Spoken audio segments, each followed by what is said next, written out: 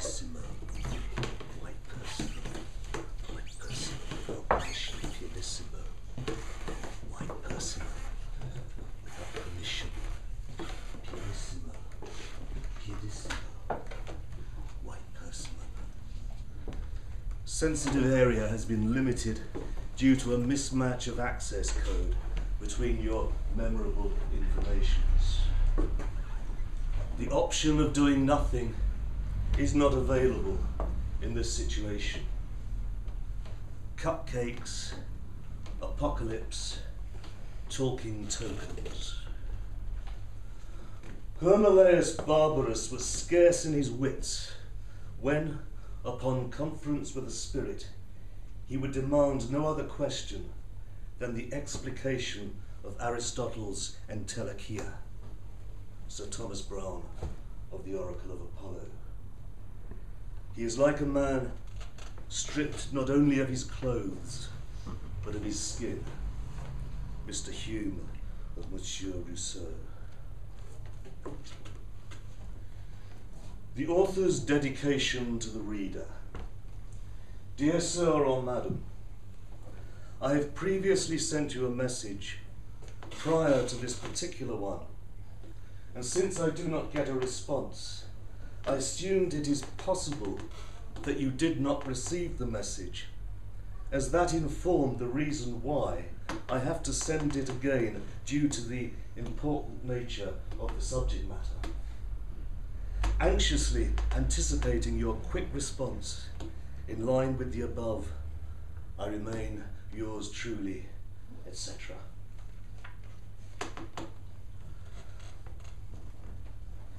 Exhibits against manifestos. This is dedicated to Rupert Lloydell, who asked me to write, to contribute to an anthology he did for Salt a few years ago now, of manifestos and unmanifestos.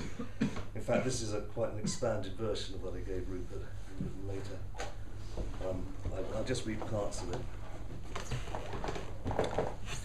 Sure features of sore futures in the mainstream mausoleum, loyal skeletons of local selection. It's not as if, not so long ago, language was not so.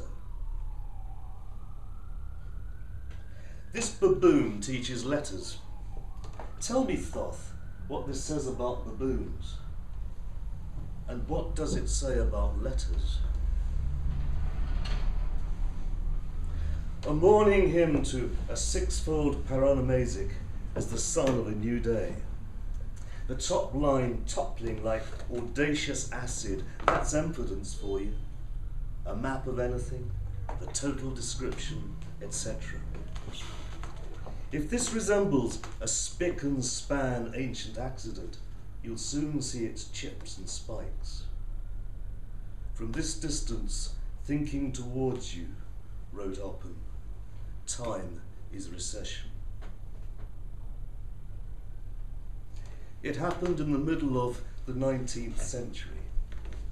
Malflorists everywhere, suddenly. So, if it's pointless, trust it.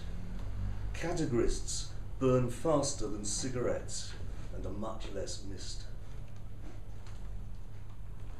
These feign foreign, authors from ether, done but with errors on the page. Look how the silver-furred lions jump ship. How I keep saying to myself, I'll be drowned. It's a dream. I'll be drowned. Anonymous led from the start. The odds-on favourite, Analysis, came last. Anonymous said that. Nah, enormous. Leviathan? Nah, levitation. The desire of towing, the formidable delight of headlights in formaldehyde. How can there be a language no one understands?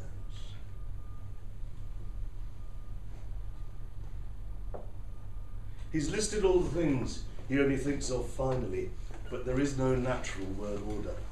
Before transmutation, no documents are poem. All we know is this particular planet's being hung out to dry. Any day I will wake up speaking a language not dead, but subject to recent legislation. They utter their commodities. How brittle, what brutal business. In a recession, they'll sacrifice black sheep, wrote Lucretius. An emblem once put it like this: omen, ornament, or name. Another said, presence, person or response. Beware the palpable vertigo represented here. It's made of resuscitated things, resituated if and when spoken. Years which start as a literal translation sometimes descend into paraphrase. A trap part art, vague, i.e. undefined, but I know which verge it's under. Find me its apples. Wait for the applause.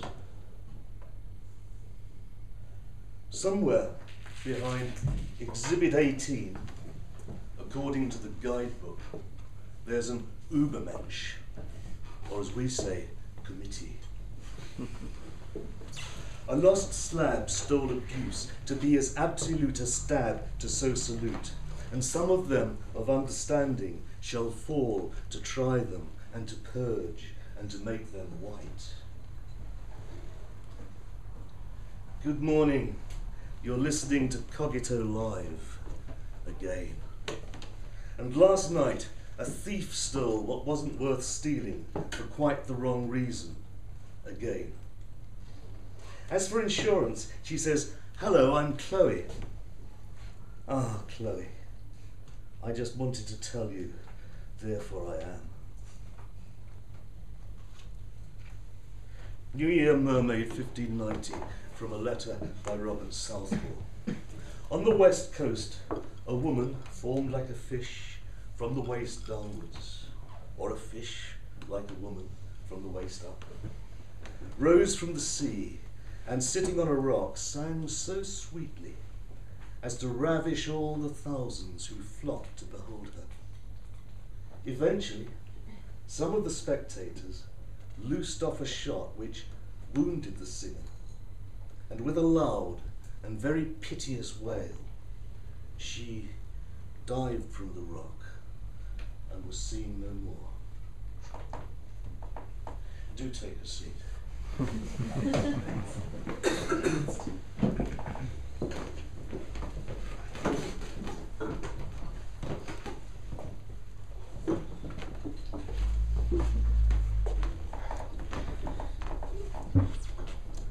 Ready-made. This is a kind of homage to Bob Brown.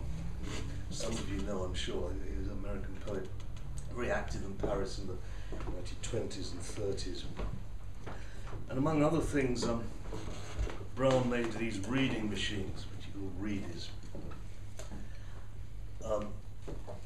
I've seen descriptions of them. I've never quite worked out how they were. No, it's impossible, isn't it? It's just all very precise, and yet it's very imprecise. Somehow I think the reader sort of sat in the middle of these, I suppose, like elliptical text which went round on some kind of, I don't know what the mechanism was, but basically you could sit in the middle and several texts would go round you, and you could clip from one to another, so you could make up your own books as you went along, as you read. And obviously, I'm certainly not the first person to have remarked to this. What Brown was looking for was what we now call a hyperlink, and the whole principle of the World Wide Web as we now understand it. But he was obviously trying to do it with a very primitive technology. Have you ever seen any model of it? No. It's referred to. It's funny. I searched and searched. Ready-made. If you wonder how the bee in Bob Brown's bonnet became the World Wide Web, Google it, and grappling champ Robert Drysdale joins Extreme Couture, readies for MMA. That's crazy. He didn't learn a rear naked till Bob Brown flashback. All the years of fanfare heralding readies for Florida Derby, Sanctum readies via automatic plating continued to generate local grown readies with Isaiah Chip. fuss but no muss, more than 500 boats and countless marine make that 2 cups of tea. You can't stop a guy from doing what he can do by right. Bob Brown lands big fish in ISP version. MIT readers, exercises 4 will be held on Friday. Bob settles in, installed his 10-cent Glenny gadfly for some upcoming night time. Look at this, in the larger, longer and grander readers. Why down on Bob of Noble Tucky? He's Elysium Fields, hit piece on iron. It worked out good for the flashback champ. You're kidding.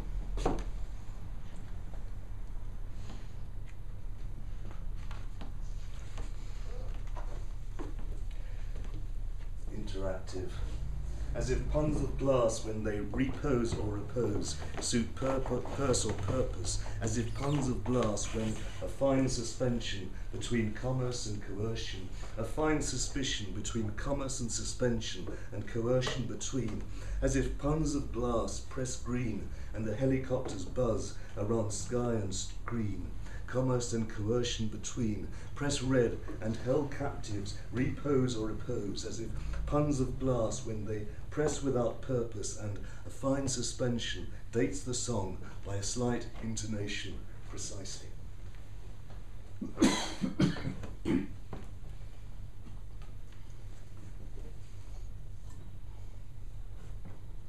A Logoclast's Lost Weekend. I'm mostly reading the short poems in this first half. I'm going to do a couple of longer sequences in the second. A Logoclast's Lost Weekend.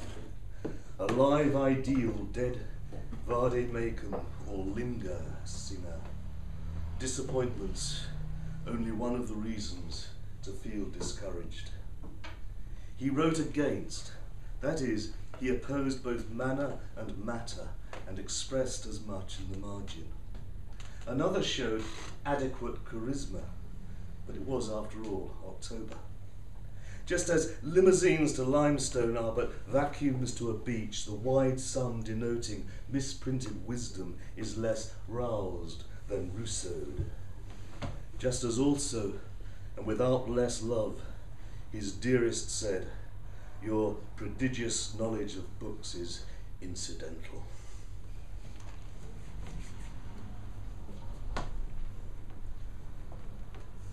Dear John, thanks for the invite, but it seems I recently died and woke up in the wrong paradise, where even poets call writing language-mediated practice. It's true. Sad but true. Some of you probably know which John that is. But Oscar, literature was always useful. Official cities of official culture, celeb fests in border towns when Hadrian was emperor. It was thanks to Nero the Olympics Commission finally recognized poetry as sport.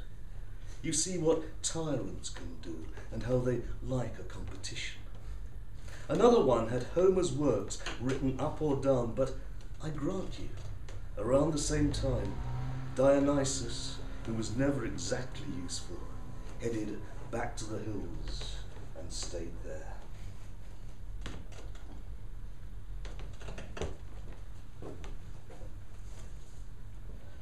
Cicero's Loop. The living voice, nonsense. Blair and Brown taught the meek how to hiss. Now I'm back in Rome, I hear that one of the above has been appointed Doctor of Theology to several abandoned psychiatric hospitals in New England. Dear Atticus, I got things wrong, but I was one of many. I spend my afternoons at the garden centre where the yobs can't get me, then I read history all night for an adventure. How can a buggered constitution need yours truly? Cicero says, and I quote, and so on, or they used to. Treachery is harder to prove than a credit note to cash when the treasury is empty, or some other smart remark I forget if I said, or if it was the chairman on the Friday night phone-in. Debacles have always, vide Homer, had their charm.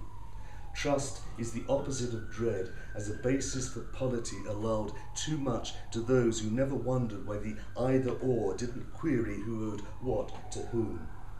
I'm told the great and the good has also been translated as the honest men, but I still don't understand who'd think any such persons had been meant. If my language was the devil, so is yours. Discuss it for as long as you will, then spew it out with the disgust my name was held in, so that afterwards you'll find in a bitter sort of way as many words as I did to mourn our liberties. I saw you flinch at that. Best put it down to white noise, but having found that phrase, the living voice,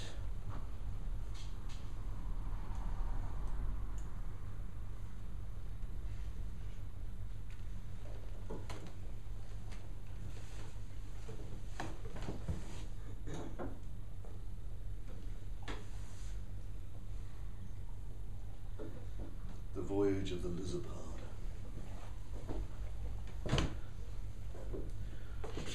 Spare sepias, prints in sepia.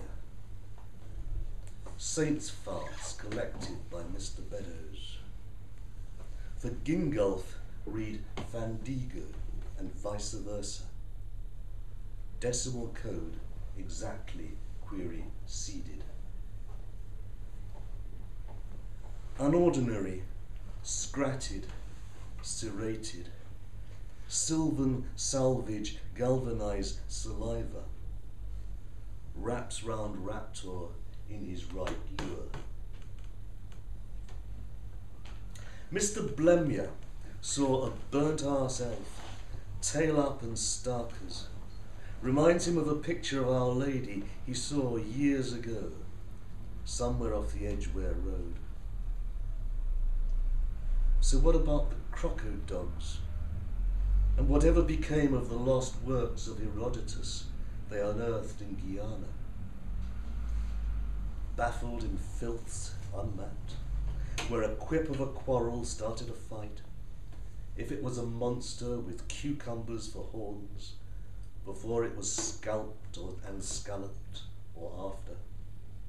If edible, not, but if not, and so on. Read here, meaning stick to the recipe again. A fox with his feet up backwards, in the words of Mr. Morris. Snailish as proverbs and cook's alchemy, I called it. Without a name for God in their language, these locals telling how they slipped off some Robin Hood planet, happy as happy ever was. A single scruple of gold, 2 of saffron. At Redburn and at the Blood of Hales, Mr. Hayward wrote, but we hadn't left England expecting we'd meet ourselves halfway out, halfway on the journey home, or find we'd been set up as badges. Our little sunny faces popping up like pumpkins or pamphlets, item removed, as good as wrong and as empty.